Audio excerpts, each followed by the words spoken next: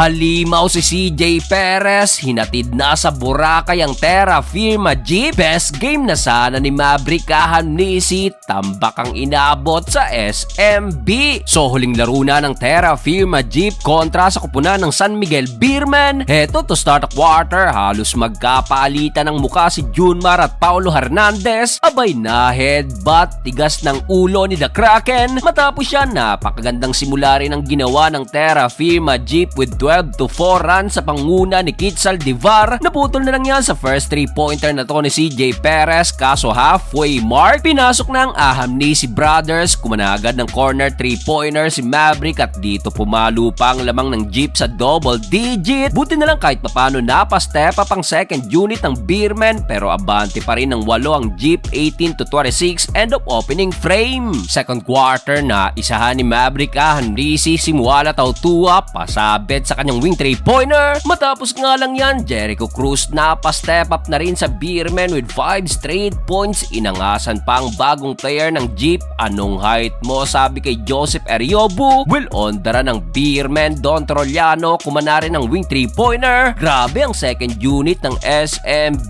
Jeron Teng off the bench, nagtala din agad ng 8 straight points, including itong Malayukic na pasa ni Junmar kay Teng at sa isang iglap, hawak na ng Beermen ang lamang. Under a minute mark, Jeron Teng again na open pa sa kanyang wing 3-pointer. Natapos ang first stop, na baligtad na ang lamang Beermen up by 6 points, 52-46. Start of the third quarter, nagtuloy-tuloy pa ang run ng Beermen at dito naghalimaw bigla si CJ Perez. Grabe at massive 17 straight points ang kinanali na Predator sa loob lang yan ng halos 6 na minuto. Abay nagkape pa sa ere si CJ Perez and 1 kontra kay Luis ang galang with already 26 points. Under 5 minutes, nagparamdam na rin si Super Marcio sa kanyang 4-point shot at nasundan pa yan ng wing 3-pointer at dito umabot pa ang biggest lead ng Beermen sa 15 points. So far, si Maverick Hamnisi ang may buhat sa opensa ng Jeep, kaso malaki pa rin ang tambak. End of third period, 80-95. Fourth and final quarter, hindi pa tapos ang SMB.